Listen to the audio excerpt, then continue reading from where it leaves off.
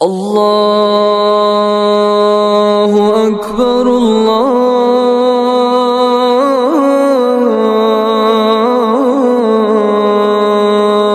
اکبر اللہ اکبر اللہ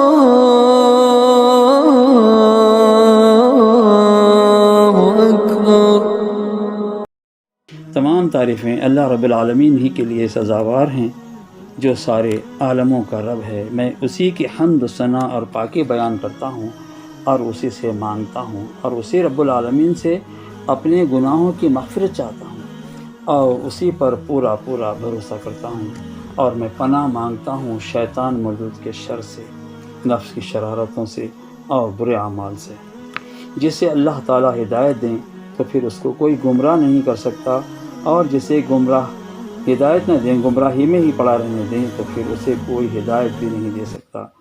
یعنی ہدایت تو صرف اللہ رب العالمین، اللہ رب العزت کے ہاتھ میں ہے۔ جو ہدایت کا طالب ہوتا ہے، ہدایت مانگتا ہے، اسے ہدایت دی جاتی ہے۔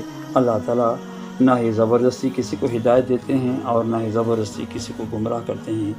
میں اس بات کی گواہی دیتا ہوں کہ اللہ تعالیٰ کے سوا کوئی فرد خلق، نبی ہو یا ولی ہو، عبادت اور بندگی کے کوئی لائق نہیں۔ وہ اکیلا ہے، اس کے ساتھ کوئی شریک نہیں، اس کا کوئی پارٹنر نہیں۔ اور میں اس بات کی گواہی دیتا ہوں کہ محمد صلی اللہ علیہ وسلم اسی رب العالمین کے بندے اور رسول ہیں، پیغمبر ہیں۔ ان کو اللہ تعالیٰ نے سارے عالم کے لیے، سارے انسانوں اور جنوں کے لیے اور قیامت تک کے لیے نبی بنا کر بھیجا۔ بس درود و سلام ہو پیارے نبی محمد مصطفیٰ صلی اللہ علیہ وسلم پر۔ اللہ تبارک و تعالیٰ نے آپ کو حق کے ساتھ، نہایت سچی تعلیمات کے ساتھ، ڈرانے والا اور فرما برداروں کو خوشخبری دینے والا بنا کر بھیجا۔ بس جو کوئی اطاعت اور فرما برداری اختیار کرے، اللہ اور اس کے رسول صلی اللہ علیہ وسلم کا حکم مانے، وہی ہدایت پر ہے۔ اور جو کوئی اللہ اس کے اور رسول کی نافرمانی کرے، یعنی نافرمانی اختیار کرے، اپنی ہی منمانی زندگی گزارے، اللہ اس کے رسول کے حکم کی اس کو کوئی پرواہ نہ کرے اور نافرمانی ہی کرتا رہے، تو وہ کسی اور کا تو نہیں بلکہ خود اپنا ہی نقصان کر رہا ہے، اور وہ اللہ تبارک و تعالیٰ کا کچھ بھی بگاڑ نہیں سکتا۔ اللہ تبارک و تعالیٰ سورہ بقرہ کے 25ویں رکوع میں ارشاد فرماتے ہیں، اے ایمان والو، اے وہ لوگو جو ایمان کے دعوے کرتے ہو لیکن اس کے تقاضے پورے نہیں کرتے، صرف زبانی باتیں کرتے ہو اور اپنی منمانی چلاتے ہو، اسلام میں پورے داخل ہو جاؤ۔ یعنی دنیا کے فائدے کی خاطر اللہ کے احکام کی خلاف ورزی مت کرو۔ تمہارے طور طریق، تمہارے معاملات زندگی، تمہارے کاروبار، تمہارے رہن سہن، تمہارے اخلاق، تمہارے کردار، تمہاری شکل و صورت، سب کے سب اسلام کے تابع ہونے چاہیے، اور شیطان کے نقش قدم پر نہ چلو۔ یعنی شیطان کی بات مت مانو، کیونکہ شیطان تمہارے دلوں میں وسوسے ڈالتا ہے اور تمہارے سامنے صرف دنیا کے فائدے رکھ کر اللہ تعالیٰ کے احکام کی خلاف ورزی پر تم کو اکساتا ہے اور آخرت کے ابدی نقصان کی فکر ہونے نہیں دیتا۔ وہ ایسا کیوں کرتا ہے؟ کیونکہ وہ بے شک وہ تمہارا کھلا دشمن ہے، اس لیے اس سے ہر وقت چوکنا رہنے، باخبر رہنے کی ضرورت ہے۔ تمہارے پاس اس طرح واضح اور تاکیدی احکام آ جانے کے بعد بھی اگر تم دین اسلام پر عمل کرنے کے لیے عزم اور حوصلے سے کام نہیں لوگے، یعنی اہل باطل کی قوت اور ان کے اقتدار سے مرعوب ہو کر ایمان سے ہٹ کر کام کرو گے، تو اچھی طرح سمجھ لو، اچھی طرح جان لو، اللہ تعالیٰ بڑے ہی زبردست اور حکمت والے ہیں۔ جو لوگ منمانی کر رہے ہیں، کیا یہ لوگ اس بات کے انتظار میں ہیں کہ اللہ تعالیٰ اور فرشتے ان کے پاس بادلوں کے سائے میں قطعی فیصلے کے لیے آ جائیں اور ان کا کام تمام کر دیں؟ یاد رکھو، آخر کار سارے معاملات فیصلے کے لیے اللہ تعالیٰ ہی کے پاس پیش کیے جانے والے ہیں۔ اگر دنیا میں فوری طور پر اللہ کی طرف سے عذاب نہ آئے اور اللہ تعالیٰ سب کو مہلت پر مہلت دیتے رہیں، ان کی گرفت نہ کریں، تو اس کا مطلب یہ نہیں ہے کہ اللہ تعالیٰ ہم سے خوش ہیں۔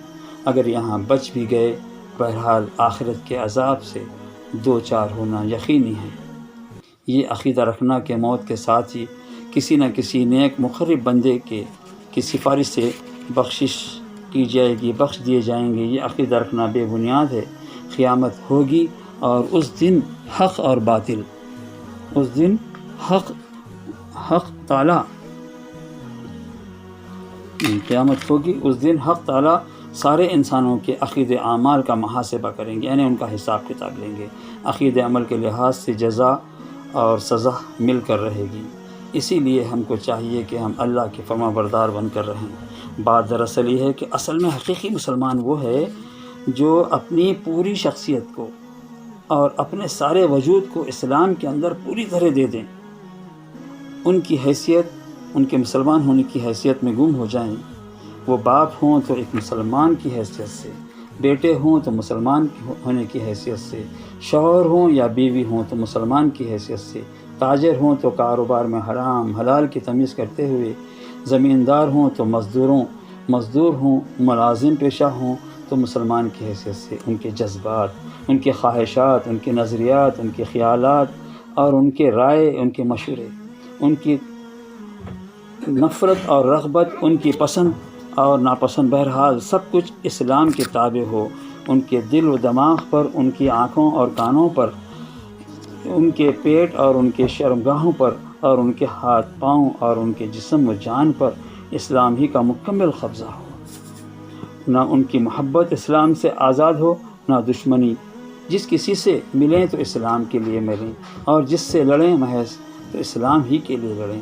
کسی کو دیں تو صرف اس لیے دیں کہ اسلام کا یہی تقاضا ہے اس سے دیا جائے، کسی سے روکیں تو اس لیے رکیں کہ اسلام یہی کہتا ہے کہ اس سے روکا جائے، اور ان کا یہ طرز عمل صرف اپنی ذات کی حد تک ہی نہ ہو بلکہ ان کی زندگی، ان کی اجتماعی زندگی بھی سراسر اسلام کی بنیاد ہی پر قائم ہو، بحیثیت ایک جماعت کی ان کی ہستی صرف اسلام کے لیے قائم ہو، اور ان کا سارا اجتماعی برتاؤ اسلام ہی کے اصولوں پر ہونا چاہیے۔ دوستو اور عزیزو، ایمان اور اسلام کا یہ معیار جو ابھی میں بیان کیا ہوں، میں چاہتا ہوں کہ ہم سب اپنے آپ کو اس پر پرکھ کر دیکھیں اور اس کی روشنی میں ہم سب اپنا جائزہ لیں۔ اسی لیے رسول اللہ صلی اللہ علیہ وسلم فرماتے ہیں حاسبوا قبل ان یحاسبوا، یعنی قیامت کے دن تمہارا حساب لیا جائے گا، اس سے پہلے تم خود بھی تو اپنا حساب اسی دنیا میں کر کے دیکھ لو کہ تم کس قابل ہو۔ اگر ایسا کرو گے تو آخرت میں پچھتانا نہیں پڑے گا۔ بہرحال اگر آپ یہ کہتے ہیں کہ آپ نے اسلام قبول کر لیا اور ایمان لے آئے تو دیکھیے آیا فی الواقع آپ کا جینا اور مرنا اللہ ہی کے لیے ہے؟ کیا آپ اسی لیے جی رہے ہیں اور آپ کے دل و دماغ کی ساری قوتیں، ساری قابلیتیں، آپ کے جسم اور جان کی ساری قوتیں، آپ کے اوقات، آپ کی محنتیں کیا اسی کوشش میں صرف ہو رہی ہیں کہ اللہ کی مرضی آپ کے ہاتھوں پوری ہو اور آپ کے ذریعے سے وہ کام انجام پائیں جو اللہ تبارک و تعالیٰ اپنے نبی کی مسلم امت سے لینا چاہتا ہے؟ پھر کیا آپ نے اپنی اطاعت اور بندگی کو اللہ ہی کے لیے مخصوص کر دیا ہے؟ کیا نفس کی بندگی، خاندان کی بندگی، برادری کی، دوستوں کی، سوسائٹی کی اور حکومت کی بندگی آپ کی زندگی سے بالکل خارج ہو چکی ہے؟ کیا آپ نے اپنی پسند اور ناپسند کو سراسر صرف اور صرف اللہ ہی کی رضا کے تابع کر دیا ہے؟ پھر دیکھیے کہ واقعی آپ جس سے محبت کرتے ہیں صرف اللہ ہی کے لیے کرتے ہیں، جس سے آپ نفرت کرتے ہیں کیا وہ اللہ ہی کے لیے کرتے ہیں یا اس میں آپ کا کوئی مطلب ہے، اور اس نفرت اور محبت میں آپ کی نفسانیت کا کوئی حصہ شامل تو نہیں؟ پھر کیا آپ کا دینا اور رکنا بھی اللہ تبارک و تعالیٰ کی خاطر ہو چکا ہے؟ اپنے پیٹ اور اپنے نفس سمیت دنیا میں آپ جس کو جو کچھ دے رہے ہیں اسی لیے دے رہے ہیں کہ اللہ تعالیٰ نے اس کا حق مقرر کیا ہے، اور کیا اس کو دینے سے صرف اللہ ہی کی رضا آپ کو مطلوب ہے؟ اور اسی طرح جس سے آپ جو کچھ روک رہے ہیں وہ بھی اسی لیے روک رہے ہیں کہ اللہ تعالیٰ نے اسے روکنے کا حکم دیا، اور اس کے روکنے میں آپ کو اللہ کی خوشنودی حاصل ہونے کی تمنا ہے۔ اگر آپ یہ کیفیت اپنے اندر پاتے ہیں تو اللہ کا شکر ادا کیجئے کہ اس نے آپ پر نعمت ایمان کا اطمینان کر دیا، یعنی اپنی نعمت ایمان کو پورا کر دیا۔ اور اگر اس حیثیت سے آپ کے اندر کمی محسوس کرتے ہیں تو ساری فکریں چھوڑ کر بس اسی کمی کو پورا کرنے کی فکر کیجئے اور اپنی تمام کوششوں اور محنتوں کو اسی پر مرکوز کیجیے، کیونکہ اسی کسر کے پورا ہونے پر دنیا میں آپ کی کامیابی، فلاح اور آخرت میں آپ کی نجات کا دار مدار ہے۔ آپ دنیا میں خواہ کچھ بھی حاصل کر لیں، اس کے حاصل کرنے سے اس نقصان کی تلافی نہیں ہو سکتی جو اس کسر کی بدولت آپ کو پہنچے گا۔ لیکن اگر یہ کسر، جو کمی آپ نے پوری کر لی، تو اگرچہ آپ کو دنیا میں کچھ حاصل ہو یا نہ ہو، پھر بھی آپ خسارے میں نہیں رہیں گے۔ یہ ہے کسوٹی ایمان کو پرکھنے کی، لیکن یہ کسوٹی اس غرض کے لیے نہیں ہے کہ اس پر آپ دوسروں کو پرکھیں اور ان کے مومن یا مسلم یا منافق یا کافر ہونے کا فیصلہ کریں، بلکہ یہ کسوٹی اس غرض کے لیے ہے کہ آپ اس پر خود اپنے آپ کو پرکھیں اور آخرت کی عدالت میں جانے سے پہلے خود اپنا کھوٹ معلوم کر کے یہیں اسی دنیا کی زندگی میں دور کرنے کی فکر کریں۔ آپ کو فکر اس بات کی نہیں ہونی چاہیے کہ دنیا میں مفتی اور قاضی آپ کو کیا قرار دیں گے، بلکہ آپ کو فکر اس کی ہونی چاہیے کہ احکم الحاکمین اور عالم الغیب و شہادہ، جو سارے غیب کی باتوں کا جاننے والا ہے، آپ کو کس زمرے میں قرار دے گا۔ آپ اس پر مطمئن نہ ہوں کہ یہاں آپ کا نام مسلمانوں کے رجسٹر میں لکھا ہے۔ آپ فکر اس بات کی کیجئے کہ اللہ تبارک و تعالیٰ کے رجسٹر میں، اللہ تبارک و تعالیٰ کے دفتر میں آپ کیا لکھے جاتے ہیں۔ اگر ساری دنیا بھی آپ کو اسلام اور ایمان کی سند دے دے تو میرے دوستو اور عزیزو، آپ کو کچھ بھی حاصل نہیں۔ فیصلہ جس خدا کے ہاتھ میں ہے، اس کے پاس مومن فرمانبردار اور وفادار قرار پائیں، یہی اصل کامیابی ہے۔ اقول قولی ھذا استغفر اللہ لی ولکم ولسائر المسلمین من کل ذنب استغفروہ انہ هو الغفور الرحیم۔